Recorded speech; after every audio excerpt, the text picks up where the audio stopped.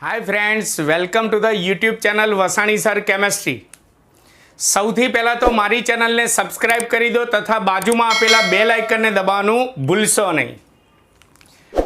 मित्रों, last video lecture में आपणे मात्र आल्डिहाइडनी बनावटनी रीतो भण्या हता। आजना विडियो लेक्चर में मात्र कीटोननी बनावटनी रीतो पहला भणीशुं।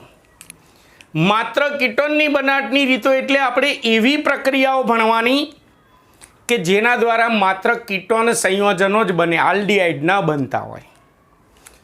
ते मात्र कीटोन संयोजनोनी बनावटनी 3 रीतो आपणे भणवानी छे। एमां रीत नंबर 1 में एसाइल क्लोराइड, जेनुं सामान्य सूत्र जे RCOCl मांथी आपणे कीटोन बनाववानो छे। तो पहला तो कही दो, एसाइल क्लोराइड संयोजनों पण कहेवाय अथवा RCOCl संयोजनों ने एसिड क्लोराइड संयोजनों पण कहेवाय। एमांथी आपणे कीटोन संयोजन बनाववानुं छे। तो पहला समीकरण समझी लो, समीकरण उपरथी मुद्दा बनता होय छे। तो आमां एसाइल क्लोराइड मांथी सीधे सीधो कीटोन बनतो नथी। एमां सौथी पहला ग्रिग्नार्ड प्रक्रियक लेवानो RMGX प्रकारना संयोजनों ने ग्रिग्नार्ड प्रक्रियक कहेवाय छे। आपणे भणी गया छे। ए ग्रिग्नार्ड प्रक्रियकनी केडमियम क्लोराइड साथे प्रक्रिया करवानी। केडमियम क्लोराइड एटले CdCl2 साथे रासायनिक प्रक्रिया करवानी। अहींया ग्रिग्नार्ड प्रक्रियकना 2 अणुओनी जरूर पड़शे। એટલે ગ્રિગ્નાર્ડ પ્રક્રિયકની કેડમિયમ ક્લોરાઇડ સાથે પ્રક્રિયા કરવામાં આવે એટલે આમાંથી ગ્રિગ્નાર્ડ પ્રક્રિયકમાં આ જે અહીંયા આલ્કાઇલ અથવા એરાઇલ સમૂહ હોય એ આ કેડમિયમની સાથે જોડાશે અને આપણને ડાય આલ્કાઇલ કેડમિયમ પ્રકારનું સંયોજન આપશે R2CD, ડાય આલ્કાઇલ કેડમિયમ। અને જો અહીંયા એરાઇલ સમૂહ હોય તો ડાય એરાઇલ કેડમિયમ પ્રકારનું સંયોજન આપશે। અને છૂટી પડતી અન્ય નિપજમાં Mg2 છે, X2 છે અને Cl2 છે, એટલે 2 Mg X અને Cl બધું 2 એટલે સૌથી પહેલા મેં ડાય આલ્કાઇલ કેડમિયમ સંયોજન મેળવ્યું। હવે આ ડાય આલ્કાઇલ કેડમિયમ જે છે R2CD एनी प्रक्रिया एसाइल क्लोराइड एटले के एसिड क्लोराइड RCOCl संयोजन साथे करवानी। RCOCl में CO में C डबल बॉन्ड O होय अने Cl होय। आ एनुं बंधारण छे। बंनेना R अलग पड़े ने एटले अहींया हूँ R डैश कहूं छुं। एनी साथे रासायनिक प्रक्रिया करवामां आवे तो कीटोन बने, पण ए कीटोन बनवा माटे अहींया एसिड क्लोराइड ना 2 अणुनी जरूर पड़शे।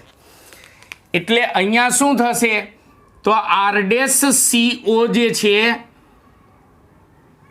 एनी साथे आ डाय आल्काइल केडमियम मांथी बंने आल्काइल एनी साथे जोड़ाई जाय। एटले पहेला हूँ आ लखुं छुं 2R-CO एटले के C डबल बॉन्ड O અને એની સાથે આ 2 આલ્કાઇલ 2 છે એટલે અહીંયા માત્ર R કરું એટલે 2 આલ્કાઇલ થઈ ગયા। કીટોન સંયોજન બની ગયું, વચ્ચે CO આવે એટલે કીટોન સંયોજન કહેવાય। અને CD અને અહીંયા Cl2 છે એટલે કેડમિયમ ક્લોરાઇડ જે છે એ આપણને પાછું મળશે CdCl2 અને આ કેડમિયમ ક્લોરાઇડનો ફરીવાર અહીંયા આપણે ઉપયોગ કરી શકીએ। આમ આ રીતે એસાઇલ ક્લોરાઇડ એટલે કે એસિડ ક્લોરાઇડની ડાય આલ્કાઇલ કેડમિયમ સાથેની પ્રક્રિયાથી કીટોન બને। ચલો આ રીતના મુદ્દા બોલી જાઉં છું। આમ આ 1 2 3 તો સમજી લો। પહેલો મુદ્દો, બીજો મુદ્દો, ત્રીજો મુદ્દો એ રીતે। પહેલો મુદ્દો, સૌ પ્રથમ ગ્રિગ્નાર્ડ પ્રક્રિયકની કેડમિયમ ક્લોરાઇડ સાથે પ્રક્રિયા કરતા ડાય આલ્કાઇલ કેડમિયમ મળે છે। બીજો મુદ્દો, ત્યારબાદ આ ડાય આલ્કાઇલ કેડમિયમની एसाइल क्लोराइड साथेनी प्रक्रियाथी कीटोन बने छे। पछी आ 2 समीकरण लखी नाखवाना। रीत नंबर 1 नानी छे, 2 मुद्दा 2 समीकरण। चलो हवे रीत नंबर 2 आवे छे। આપણે CN વાળા સંયોજનો આવે RCN તો એને નાઇટ્રાઇલ સંયોજનો પણ કહેવાય છે અથવા સાયનાઇડ સંયોજનો પણ કહેવાય છે. તો આપણે રીત નંબર 2 માં નાઇટ્રાઇલ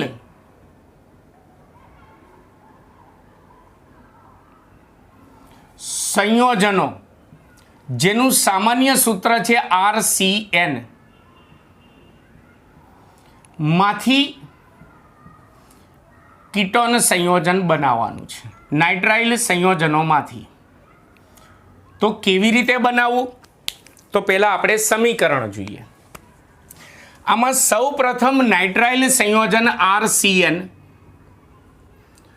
RCN માં RC ટ્રિપલ બોન્ડ N હોય. એની સૂકા ઇથરમાં ગ્રિગ્નાર્ડ પ્રક્રિયક સાથે પ્રક્રિયા કરવાની. ગ્રિગ્નાર્ડ પ્રક્રિયક એટલે RMGX. બંનેના R અલગ પડે એટલે એકને R ડેશ કહી દઉં. સૂકા ઇથરની હાજરીમાં યોગશીલ પ્રક્રિયા કરવાની એટલે આપણને એક મધ્યસ્થી સંયોજન મળશે. કઈ રીતે મળશે? પહેલું તો યોગશીલ પ્રક્રિયા છે એટલે આપણા સંયોજનમાં યોગશીલ પ્રક્રિયા એટલે પાયબંધ તૂટવાની પ્રક્રિયા. એટલે આમાંથી એક પાયબંધ તૂટી જાય એટલે પહેલા RCN જે છે એમાંથી RC ડબલ બોન્ડ N વધશે. એને હું આ રીતે લખું છું. અને આ ગ્રિગ્નાર્ડ પ્રક્રિયકમાં અહીંયા આલ્કાઇલ અથવા એરાઇલ સમૂહ જે હોય એ આ કાર્બનની સાથે જોડાશે એટલે અહીંયા R ડેશ થઈ જશે. વધ્યું MgX તો MgX જે છે આ નાઇટ્રોજનની સાથે જોડાઈ જશે MgX એટલે આપણને આ મધ્યસ્થી નિપજ મળી. ત્યારબાદ આ મધ્યસ્થી નિપજ જે છે તેનું જળ વિભાજન કરવાનું. હું અહીંયા ટૂંકમાં લખું છું જળ વિભાજન. એસિડમય પાણી વડે કરવાની. એસિડમય પાણીને આપણે H3O+ લખીશું. એ આપણે લાસ્ટ લેક્ચરમાં ચલાવી દીધું છે. એટલે અહીંયા થશે શું? ગ્રીન કલરથી કરું છું ને માત્ર જાણકારી માટે. એટલે એમાં એસિડનો H+ લખું છું. H+ એટલે એસિડ ઉદ્દીપક તરીકે વર્તે. પાણી સાથે આ મધ્યસ્થી નિપજની પ્રક્રિયા થશે. તો આની અંદર આ મધ્યસ્થી નિપજમાં આટલો જે ભાગ છે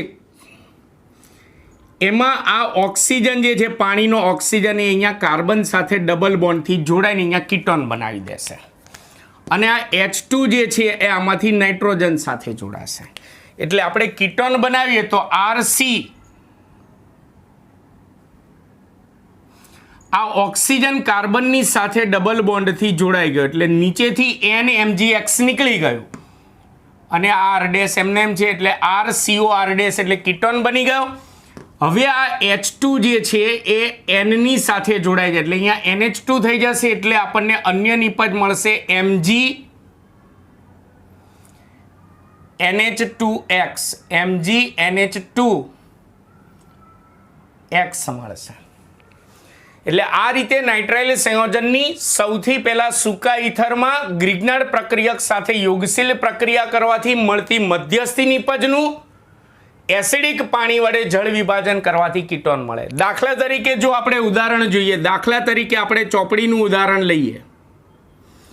ધારો કે હું અહીંયા R તરીકે CH3CH2 ઇથાઇલ સમૂહ લઉં. એની સાથે CN જોડાયેલો છે એટલે ભલે મેં ઇથાઇલ સમૂહ જોડ્યો પણ આમાં કુલ ટોટલ કાર્બન 1 2 અને 3 થાય એટલે એને પ્રોપેન નાઇટ્રાઇલ કહેવાશે.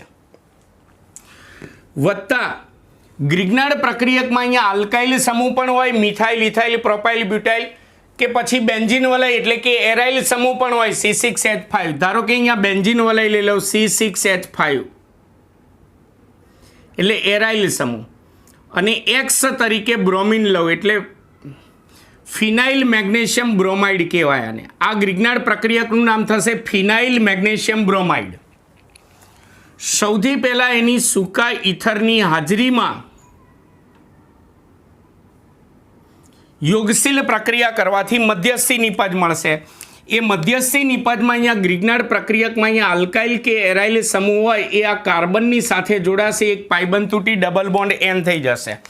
એટલે પહેલાં આપણું નાઇટ્રાઇલ સંયોજન લખવાનું CH3 single bond CH2 single bond C triple bond N હતો તો અહીંયા નીચે ડબલ બોન્ડ N કરી નાખો અને કાર્બનની સાથે આ એરાઇલ સમૂહ એટલે કે ફિનાઇલ સમૂહ C6H5 જોડી દો અને નાઇટ્રોજનની સાથે આ MgBr જોડી દો એટલે આપણને આ મધ્યસ્થી નિપજ મળી ગઈ. ચાલો ત્યાર પછી કીટોન મેળવવા માટે આ મધ્યસ્થી નિપજ જે છે તેનું એસિડિક પાણી વડે જળ વિભાજન કરવાનું. એસિડિક પાણી એટલે H3O+. એસિડિક પાણીમાં રહેલો એસિડ જે છે H+ એ ઉદ્દીપક તરીકે વર્તશે એસિડ અને પાણીનો અણુ મધ્યસ્થી નિપજ સાથે પ્રક્રિયા કરે. એમાં આટલો જે ભાગ જે છે ડબલ બોન્ડ એમનો એમ જ રહેશે. અહીંયા ડબલ બોન્ડ NMgBr નીકળી જશે ને એના સ્થાને ડબલ બોન્ડ O થઈ જશે અને આ H2 આની સાથે જોડાઈ જશે નાઇટ્રોજન સાથે. એટલે પહેલાં આપણે કીટોન બનાવીએ તો CH3 single bond CH2 single bond C double bond O C6H5 ketone બની ગયો, વચ્ચે CO આવી ગયો. આ H2 નાઇટ્રોજનની સાથે જોડાય છે એટલે MgNH2 N હતો એની સાથે H2 જોડાય છે એટલે NH2 Br જોડાઈ ગયો. આ રીતે નાઇટ્રાઇલ સંયોજનોમાંથી આપણે કીટોન બનાવી શકીએ. મુદ્દા બોલું છું, નાઇટ્રાઇલ સંયોજનોની ગ્રિગ્નાર્ડ પ્રક્રિયક સાથે સૂકા ઇથરમાં યોગશીલ પ્રક્રિયા કરતા મધ્યસ્થી નિપજ બને છે. બીજો મુદ્દો, ત્યારબાદ આ મધ્યસ્થી નિપજનું પાણી વડે જળ વિભાજન કરવાથી કીટોન બને છે. બે મુદ્દા અને આ બે સમીકરણ લખી નાખવાના એટલે રીત નંબર 2 પણ પૂરી. કીટોનની બનાવટની રીતો જે છે એની થિયરીઓ નાની છે. ચલો હવે રીત નંબર 3. મિત્રો આ રીત નંબર 3 જે છે 11 સાયન્સની અંદર ચેપ્ટર 13માં આવી ગઈ છે. રીત નંબર 3માં બેન્ઝીન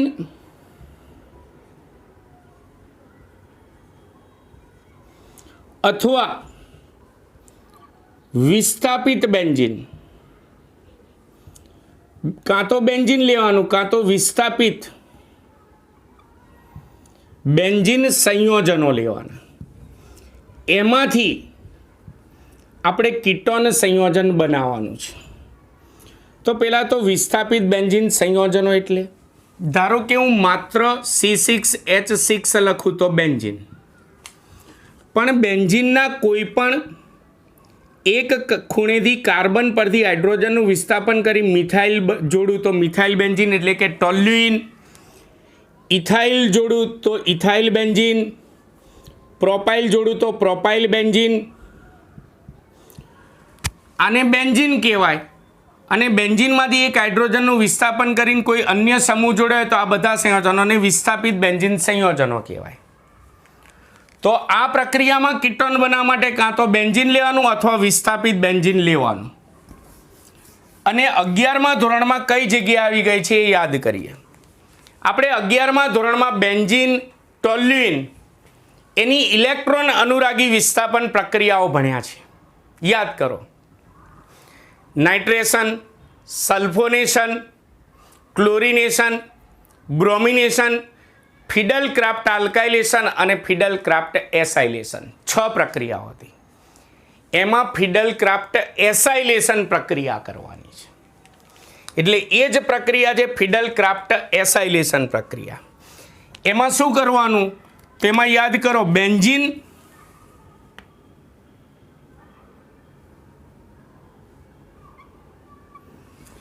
બેન્ઝીનને નિર્જળ AlCl3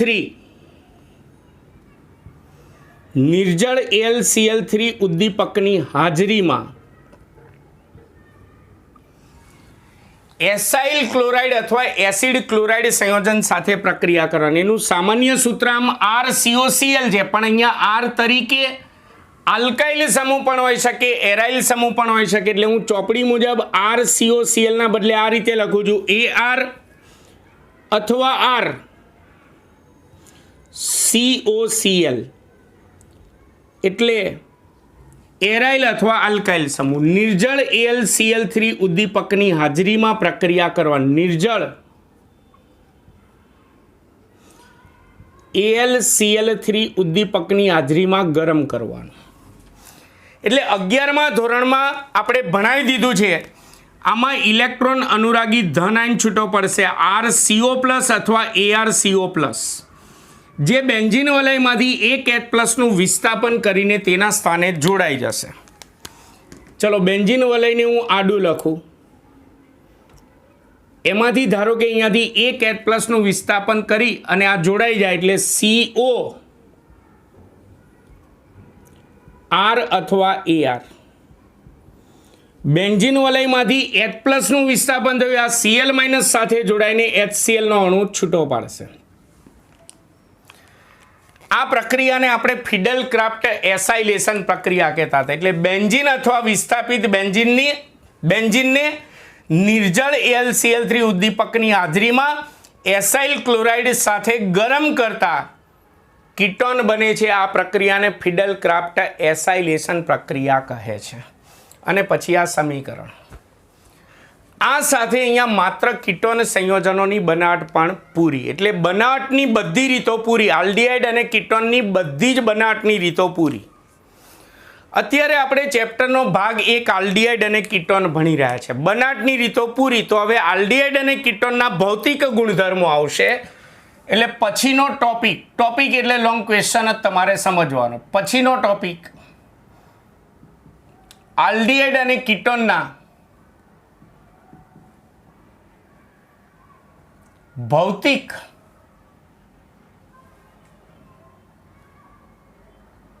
ગુણધર્મો સમજાવો. ભૌતિક ગુણધર્મો સમજાવો. આલ્ડીહાઇડ અને કીટોનના ભૌતિક ગુણધર્મોની અંદર સૌથી પહેલો ભૌતિક ગુણધર્મ આલ્ડીહાઇડ અને કીટોનના અણુ વચ્ચેનું વાન ડર વાલ્સ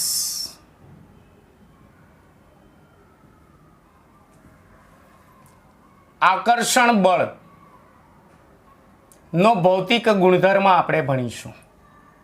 આ પહેલો ભૌતિક ગુણધર્મ ચોપડીમાં નથી આપેલો, આપણે ભણવાનું. પહેલો પ્રશ્ન તો અહીંયા એમ થાય કે સાહેબ ભૌતિક ગુણધર્મો તો આ વર્ષે કોર્સમાંથી કટ થઈ ગયા છે. તો મિત્રો તમારે ગુજકેટની પરીક્ષા આપવાની છે. એમાં ગવર્મેન્ટે એવી કોઈ જાહેરાત નથી કરી કે કોર્સ કટ થયેલામાંથી નહીં પૂછીએ. એટલે ભૌતિક ગુણધર્મો ભલે આસલ કોર્સમાંથી કટ થઈ ગયા એટલે ચલો થિયરી નહીં કરવાની, પણ MCQ તો પૂછાશે ને ગુજકેટમાં. એટલે ગુજકેટના MCQ માટે બધા ભૌતિક ગુણધર્મો MCQ માટે તમારે તૈયાર કરવાના. આપણે વચ્ચે એક પ્રશ્નમાં ભણ્યા હતા. જો આલ્ડીહાઇડ અને કીટોનમાં કાર્બોનિલ સમૂહ હોય, આપણે ભણી ગયા છે. આલ્ડીહાઇડ અને કીટોનમાં કાર્બોનિલ સમૂહ હોય. જો આલ્ડીહાઇડ હોય તો અહીંયા RH હોય અને કીટોન હોય તો RR હોય. એવું આપણે ચલાવી દીધું છે. ટૂંકમાં કોમન વસ્તુ વચ્ચે કઈ આવે? CO સમૂહ. એમાં બંધની ધ્રુવીયતા ભણ્યા હતા. એમાં ઓક્સિજન આંશિક ઋણ વીજભારિત હોય, કાર્બન આંશિક ધન વીજભારિત હોય. આ આલ્ડીહાઇડ અથવા કીટોનનો એક અણુ. તેવા હું ઘણા બધા અણુઓ લખું. આલ્ડીહાઇડ કે કીટોનનો બીજો અણુ. આ ગુણધર્મ ચોપડીમાં નથી. અન્ય ભૌતિક ગુણધર્મો સમજવા માટે આની જરૂર પડશે એટલે આપણે ચલાવવું છે. આ આલ્ડીહાઇડ કે કીટોનનો ત્રીજો અણુ. મિનિમમ 3 થી 4 દોરવાના. તો અહીંયા એક અણુનો ઋણ વીજભારિત પરમાણુ અને બીજા અણુના ધન વીજભારિત પરમાણુ વચ્ચે આકર્ષણ બળ ઉત્પન્ન થશે, જેને આંતર આણ્વીય આકર્ષણ બળ અથવા વાન ડર વાલ્સ આકર્ષણ બળ પણ કહેવાય. પણ યાદ કરો, ધોરણ 11 ચેપ્ટર 5માં આ ધ્રુવીય અણુઓ છે. આલ્ડીહાઇડ અને કીટોનના ધ્રુવીય અણુઓ છે. તો ધ્રુવીય અણુ વચ્ચે જે વાન ડર વાલ્સ આકર્ષણ બળ હોય તેને દ્વિધ્રુવીય આકર્ષણ બળ કહેવાય. એટલે અહીંયા કયા પ્રકારનું? જો અધ્રુવીય અણુ હોય તો યાદ કરો વિક્ષેપણ બળ અથવા લંડન બળ પ્રવર્તેલું હોય, જે અતિ નિર્બળ હોય. બે ધ્રુવીય અણુઓ વચ્ચે વાન્ડરવાલ્સ આકર્ષણ બળ જે ઉત્પન્ન થાય તેને દ્વિધ્રુવીય વાન્ડરવાલ્સ આકર્ષણ બળ કહેવાય. એટલે આલ્ડીહાઇડ કે કીટોનના અણુમાં કાર્બોનિલ સમૂહ ધ્રુવીય હોવાથી તેમાં દ્વિધ્રુવીય પ્રકારનું આંતર આણ્વીય આકર્ષણ બળ પ્રવર્તેલું હોય છે. દ્વિધ્રુવીય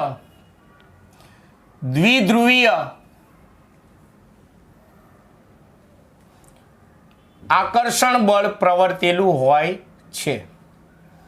અને યાદ કરો 11 સાયન્સનું આ દ્વિધ્રુવીય આકર્ષણ બળ એ વિક્ષેપણ બળ અથવા લંડન બળ કરતાં પ્રબળ હોય, પણ હાઇડ્રોજન બંધ અણુ વચ્ચે રચાય એના કરતાં નિર્બળ હોય. આ ધ્યાન રાખજો.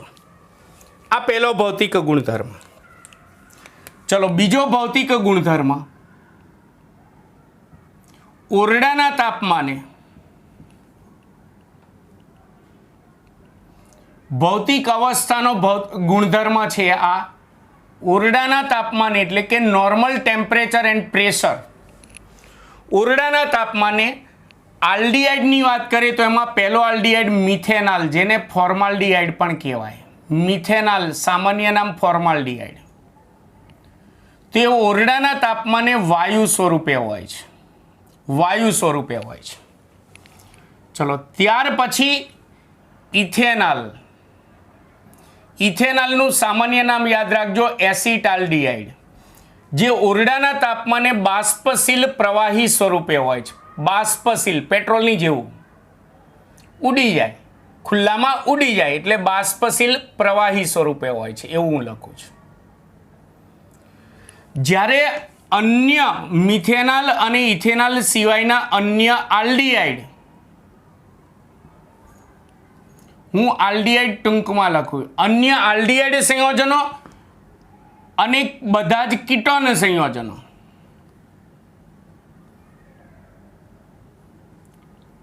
સંયોજનો પ્રવાહી કે ઘન સ્વરૂપે જોવા મળે છે. શરૂઆતમાં પ્રવાહી સ્વરૂપે હોય, જેમ જેમ એમાં કાર્બનની સંખ્યા વધતી જાય તેમ તેમાં વાન્ડરવાલ્સ આકર્ષણ બળની પ્રબળતા વધતી જશે, એટલે તે ઘન સ્વરૂપે જોવા મળશે. એટલે પ્રવાહી કે ઘન સ્વરૂપે જોવા મળે છે. એટલે આ બીજો ભૌતિક ગુણધર્મ તેની ભૌતિક અવસ્થાઓનો છે. MCQમાં પૂછી શકે કયો આલ્ડીહાઇડ ઓરડાના તાપમાને વાયુ સ્વરૂપે હોય છે, તો મિથેનાલ, અથવા એનું સામાન્ય નામ યાદ રાખજો. વિકલ્પમાં મિથેનાલ ના લખ્યું હોય તો ફોર્માલ્ડીહાઇડ. નીચેનામાંથી કયો આલ્ડીહાઇડ બાષ્પશીલ પ્રવાહી સ્વરૂપે હોય છે, તો ઇથેનાલ. વિકલ્પમાં ઇથેનાલ ના લખ્યું હોય તો એસિટાલ્ડીહાઇડ. આવું યાદ રાખજો, MCQ પૂછી શકે. ચલો ત્રીજો ભૌતિક ગુણધર્મ. ત્રીજા ભૌતિક ગુણધર્મ જે છે એની અંદર આપણે ઉત્કલન બિંદુની ચર્ચા કરવાની છે. આ ભૌતિક ગુણધર્મની અંદર ચોપડીમાં ગુણધર્મ સમજાયા પછી ઉત્કલન બિંદુનો કોઠો આપેલો છે. જુદા જુદા સંયોજનોના ઉત્કલન સંયોજનો લખ્યા હશે અને તેના ઉત્કલન બિંદુ લખ્યા હશે, કોષ્ટક આપ્યું હશે, જે મોઢે નથી કરવાનું, આપણે ગુણધર્મ યાદ રાખવાનો છે. તો આની અંદર આપણે લગભગ સમાન આણ્વીય દળ ધરાવતા જુદા જુદા સંયોજનોના ઉત્કલન બિંદુની ચર્ચા કરીશું. લગભગ સમાન આણ્વીય દળ ધરાવતા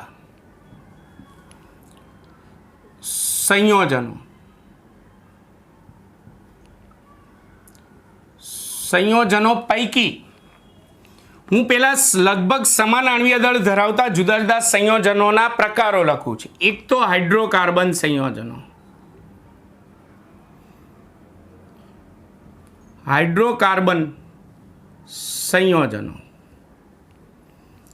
અને ઇથર સંયોજન લખું છું.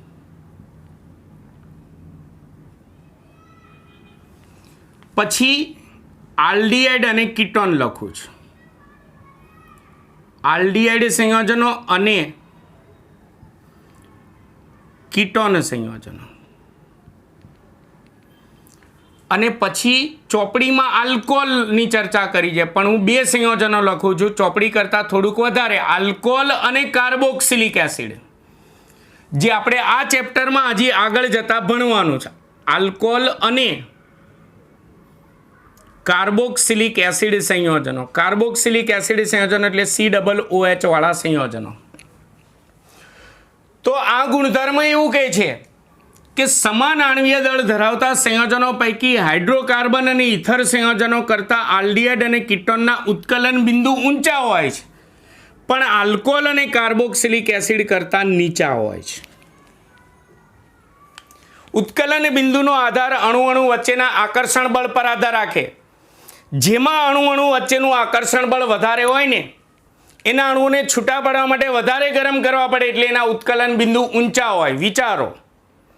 અને જેમાં અણુ વચ્ચેનું આકર્ષણ બળ નિર્બળ હોય તેના અણુઓને છૂટા પાડવા માટે ઓછા ગરમ કરવા પડે, એટલે એનું ઉત્કલન બિંદુ નીચું હોય. તો શા માટે સમજો.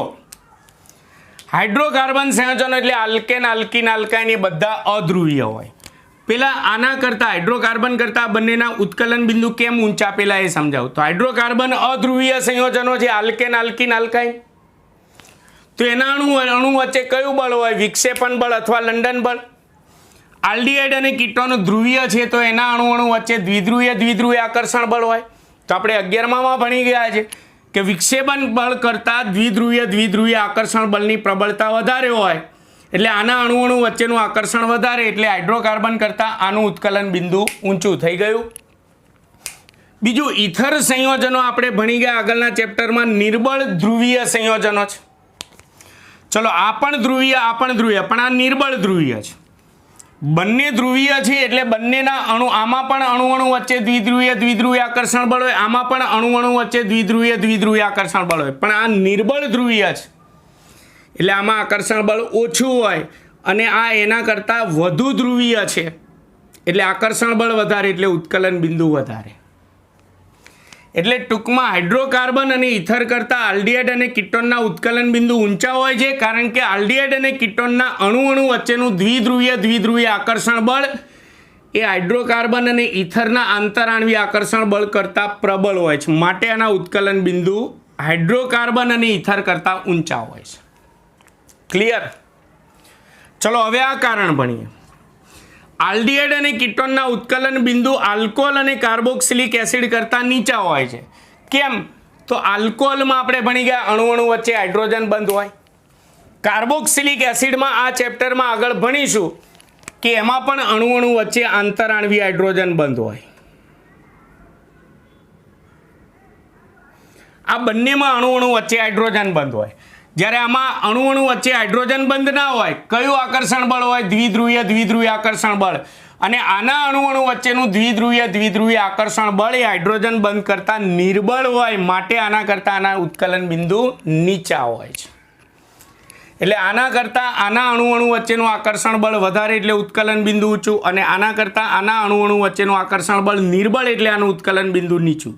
આમાં હાઇડ્રોજન બંધ જે આના દ્વિધ્રુવીય આકર્ષણ બળ કરતાં પ્રબળ હોય હાઇડ્રોજન બંધ, એટલે ઉત્કલન બિંદુ ઊંચું હોય. ત્યાર પછી ચોપડીમાં કોષ્ટક આપેલો છે ઉત્કલન બિંદુનો, જે કરવાનો હોતો નથી. આ ઉત્કલન બિંદુનો આ ક્રમ ખાસ યાદ રાખો.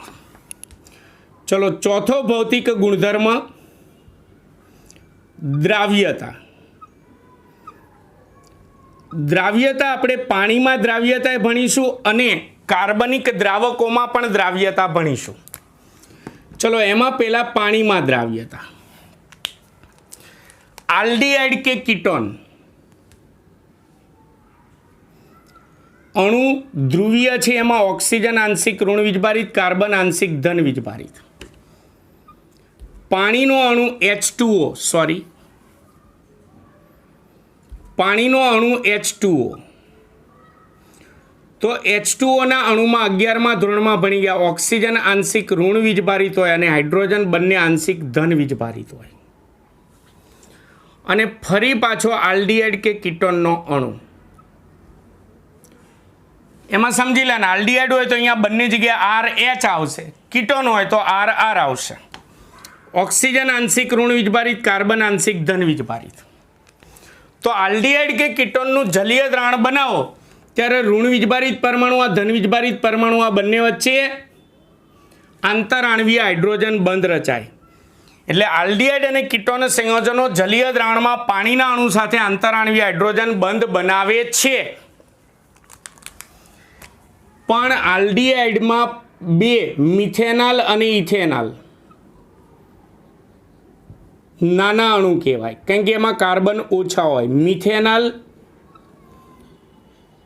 ઇથેનોલ અને કીટોનમાંથી, કીટોનની શરૂઆત જ 3 કાર્બનથી થાય એટલે પ્રોપેનોન એનું પહેલું સંયોજન. આ 3 અણુઓ જે છે નાના અણુઓ છે, નાના કદના અણુઓ છે, માટે જલીય દ્રાવણમાં એની હાઇડ્રોજન બંધ બનાવવાની ક્ષમતા વધારે હોય.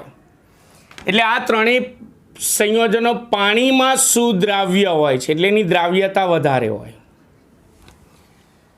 ત્યારબાદ આ મિથેનોલ, ઇથેનોલ, પ્રોપેનોન પછી જેમ જેમ અહીંયા આલ્કાઇલ કે એરાઇલ સમૂહ જે હોય, આલ્ડીહાઇડ હોય તો RH, કીટોન હોય તો RR, તો જેમ જેમ આલ્કાઇલ સમૂહમાં કાર્બનની શૃંખલા મોટી થતી જાય એમ અણુ કદમાં મોટો થતો જશે, તેમ તેમાં હાઇડ્રોજન બંધ બનાવવાની ક્ષમતા ઘટશે, એટલે પાણીમાં દ્રાવ્યતા ઘટતી જશે.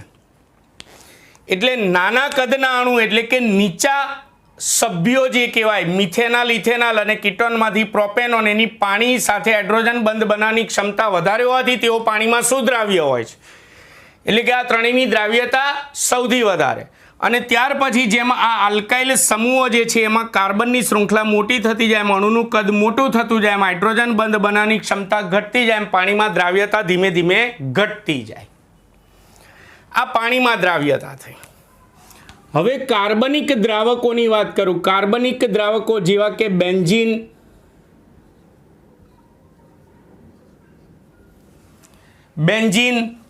Ether, methanol, benzene, ether, methanol, પછી ક્લોરોફોર્મ, આ બધા કાર્બનિક દ્રાવકો છે. તો બધા જ આલ્ડીહાઇડ અને કીટોન સંયોજનો આ બેન્ઝીન, ઇથર, મિથેનોલ, ક્લોરોફોર્મ જેવા કાર્બનિક દ્રાવકોમાં પણ દ્રાવ્ય થઈ શકે છે. એટલે આમાં પણ આપણે દ્રાવણ બનાવી શકીએ. પાણીમાં દ્રાવણ બનાવવું હોય તો આ ત્રણનું બનાવી શકીએ. પછી બાકીના આલ્ડીહાઇડ અને કીટોનનું બને, પણ એની પાણીમાં દ્રાવ્યતા ઘટતી જાય ધીમે ધીમે. આ દ્રાવ્યતાની વાત કરી. ચલો, ત્યાર પછી વાસ અને સુગંધનો ભૌતિક ગુણધર્મ. ભૌતિક ગુણધર્મ નંબર 5. હજી આપણો પ્રશ્ન શરૂ છે ભૌતિક ગુણધર્મનો. ભૌતિક ગુણધર્મ નંબર 5. ભૌતિક ગુણધર્મની થિયરી ભલે કોર્સમાંથી નીકળી ગઈ, પણ મિત્રો મોઢે કરજો, કારણ કે એમાંથી MCQ પૂછાય છે. ચલો, વાસ અને વાસની વાત કરીએ તો આલ્ડીહાઇડ સંયોજનો, એક બાજુ હું આલ્ડીહાઇડ સંયોજનો સમજાવીશ,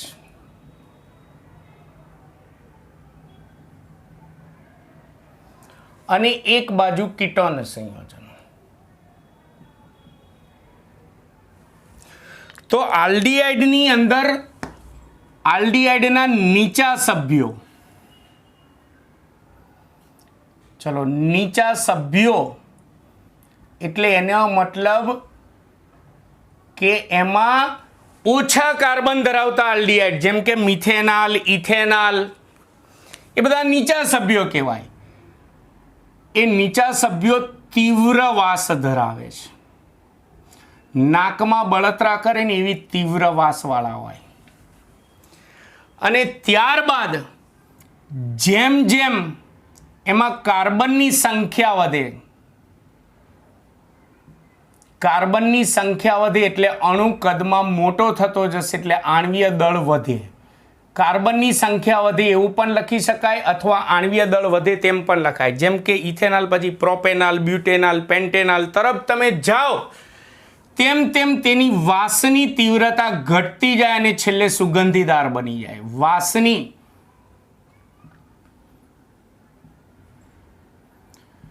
તીવ્રતા ઘટે અને સુગંધીદાર બનતા જાય છે. સુગંધીદાર બનતા જાય છે. એટલે આલ્ડીહાઇડમાં જેમ કાર્બનની સંખ્યા વધારે હશે, જેમ અણુ કદમાં મોટો હશે, બીજા શબ્દોમાં કહે તો જેમ આણ્વીય દળ વધારે હશે તેમ તે સુગંધીદાર હશે.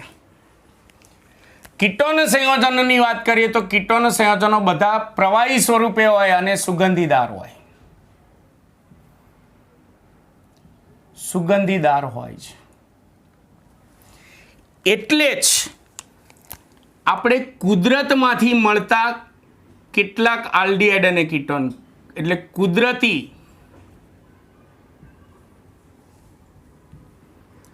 આલ્ડીહાઇડ અને કીટોન સંયોજનો ચેપ્ટરની પ્રસ્તાવનાની થિયરીઓમાં આપણે ભણી ગયા છે. આ કુદરતી આલ્ડીહાઇડ અને કીટોન સંયોજનો સુગંધ અને સ્વાદવર્ધક પદાર્થોમાં તે વપરાય છે. સ્વાદવર્ધક પદાર્થોમાં તેઓ વપરાય છે. પણ કયા? કુદરતમાંથી મળતા આલ્ડીહાઇડ અને કીટોન સંયોજનો. એ ઉદાહરણ સાથે આપણે પ્રસ્તાવનાની થિયરીમાં ભણી ગયા છે. તો મિત્રો, આ થયા આલ્ડીહાઇડ અને કીટોનના ભૌતિક ગુણધર્મો. અહીંયા આપણી આમ થિયરી પૂરી. પણ હવે JEE, નીટ અને ગુજકેટ ત્રણેય પરીક્ષા માટે JEE, નીટ અને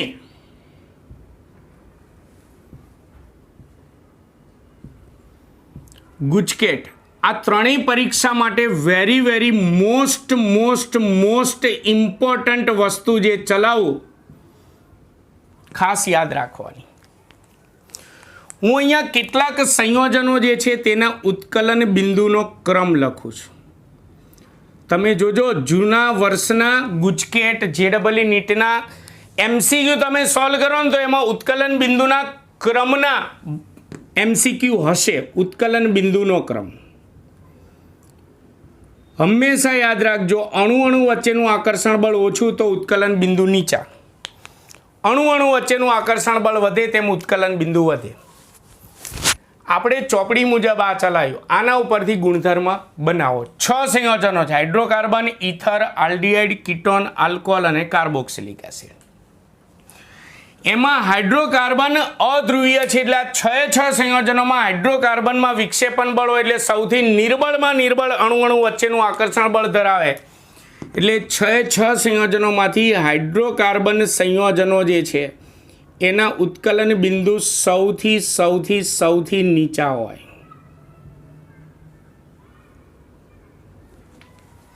ચલો, ચોપડીમાં તો એવું લખ્યું છે કે હાઇડ્રોકાર્બન અને ઇથર કરતાં આલ્ડીહાઇડ અને કીટોનના ઉત્કલન બિંદુ ઊંચા, એટલે આલ્ડીહાઇડ અને કીટોન કરતાં બંનેના નીચા.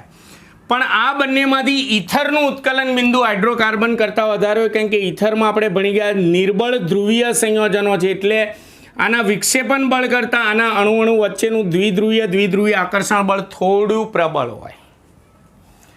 ચલો, હવે આ બંને કરતાં આલ્ડીહાઇડ અને કીટોનની વાત કરીએ. પણ આલ્ડીહાઇડ અને કીટોન યાદ કરો, આપણે પ્રસ્તાવનાની એક થિયરીમાં ભણી ગયા છે. જો બંનેમાં કાર્બનની સંખ્યા સરખી હોય તો બંનેના અણુસૂત્ર સરખા થાય, પરંતુ બંનેમાં ક્રિયાશીલ સમૂહો જુદા છે. એટલે ક્રિયાશીલ સમૂહ સમઘટકો છે. એટલે આપણે સમઘટકીય આલ્ડીહાઇડ અને કીટોનની વાત કરીશું. ચલો, આ બંને કરતાં સમઘટકીય આલ્ડીહાઇડ અને કીટોનના ઉત્કલન બિંદુ ઊંચા. પણ આલ્ડીહાઇડ અને કીટોનમાંથી કોનું નીચું કોનું ઊંચું તો સમજો. આલ્ડીહાઇડમાં RH હોય અને કીટોનમાં RR હોય. બંનેમાં કાર્બોનિલ સમૂહ ધ્રુવીય, એટલે બંનેમાં દ્વિધ્રુવીય આકર્ષણ બળ પ્રવર્તેલું હોય. પણ આમાં એક જ ઇલેક્ટ્રોન દાતા સમૂહ છે. આલ્કાઇલ સમૂહ ઇલેક્ટ્રોન દાતા હોય, જ્યારે આમાં બે ઇલેક્ટ્રોન દાતા સમૂહો છે. ઇલેક્ટ્રોન દાતા સમૂહ એટલે આ ઇલેક્ટ્રોન યુગ્મ એને આપે, આમાં આપે. ઇલેક્ટ્રોન યુગ્મ આપે એટલે એના કારણે આ બંધની ધ્રુવીયતા વધે. તો આમાં એક ઇલેક્ટ્રોન દાતા છે, આમાં બે ઇલેક્ટ્રોન દાતા છે. એટલે આના કાર્બોનિલ સમૂહ કરતાં આનો કાર્બોનિલ સમૂહ વધુ ધ્રુવીય હોય, એટલે કે આલ્ડીહાઇડ કરતાં કીટોન વધુ ધ્રુવીય.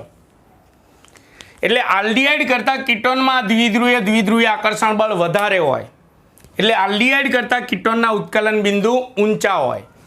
એટલે આલ્ડીહાઇડનું નીચું હોય ને કીટોનનું ઊંચું હોય, પણ આ બંને કરતાં ઊંચા હોય. એટલે ત્રીજા ક્રમે આવશે સમઘટકીય આલ્ડીહાઇડ.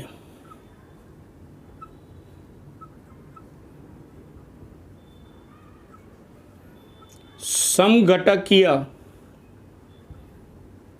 આલ્ડીહાઇડ. પછીના ઉત્કલન બિંદુ ઊંચું આવશે સમઘટકીય કીટોન. શા માટે ખબર પડી અહીંયા? કારણ કે આલ્ડીહાઇડ અને કીટોનમાંથી કીટોનમાં બે ઇલેક્ટ્રોન દાતા અલ્કાઇલ સમૂહ હોય છે, એટલે એમાં બંધની ધ્રુવીયતા વધારે હોય છે, એટલે કીટોનમાં દ્વિધ્રુવીય આકર્ષણ બળ વધારે હોય. ચલો હવે આલ્ડીહાઇડ અને કીટોન કરતાં આલ્કોહોલ અને કાર્બોક્સિલિક એસિડના ઉત્કલન બિંદુ ઊંચા હોય, કારણ કે આમાં હાઇડ્રોજન બંધ હોય. બરાબર. પણ આ બંનેમાંથી કોનું નીચું ને કોનું ઊંચું? તો કાર્બોક્સિલિક એસિડ સંયોજનોમાં આવશે કે આલ્કોહોલ કરતાં કાર્બોક્સિલિક એસિડનો હાઇડ્રોજન બંધ વધુ મજબૂત હોય. કાર્બોક્સિલિક એસિડ સંયોજનો આ ચેપ્ટરમાં ભણવાના આવશે. આનો હાઇડ્રોજન બંધ વધુ મજબૂત, એટલે આના કરતાં કાર્બોક્સિલિક એસિડનું ઉત્કલન બિંદુ ઊંચું હોય. એટલે આના ક્રમમાં આના પછી આવશે આલ્કોહોલ સંયોજનો, જેમાં હાઇડ્રોજન બંધ હોવાથી આના કરતાં ઉત્કલન બિંદુ ઊંચું. અને કાર્બોક્સિલિક એસિડમાં આલ્કોહોલ કરતાં હાઇડ્રોજન બંધ વધુ મજબૂત હોય, એટલે આ બધામાં સૌથી ઊંચામાં ઊંચું ઉત્કલન બિંદુ કાર્બોક્સિલિક એસિડનું.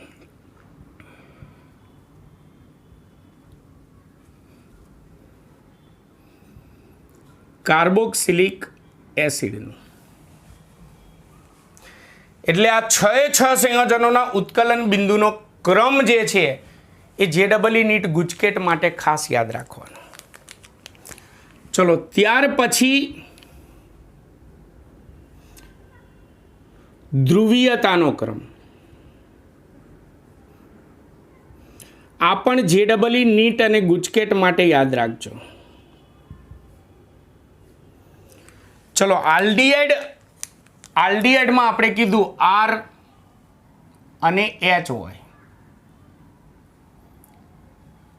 પણ આલ્ડીહાઇડમાં પહેલા સંયોજનમાં R ના હોય, HH જ હોય. યાદ કરો, મિથેનલ HCHO. આને મિથેનલ પણ કહેવાય અથવા ફોર્માલ્ડીહાઇડ પણ કહેવાય. મિથેનલ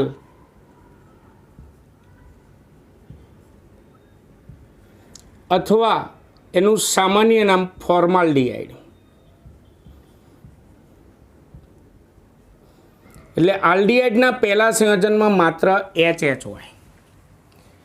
એ મિથેનલ પછી ઇથેનલ, પ્રોપેનલ, બ્યુટેનલ, પેન્ટેનલ, એટલે અહીંયા અલ્કાઇલ સમૂહ આવશે. એટલે આ મિથેનલ પછી અન્ય આલ્ડીહાઇડમાં, અન્ય બધા જ આલ્ડીહાઇડમાં RH આવશે.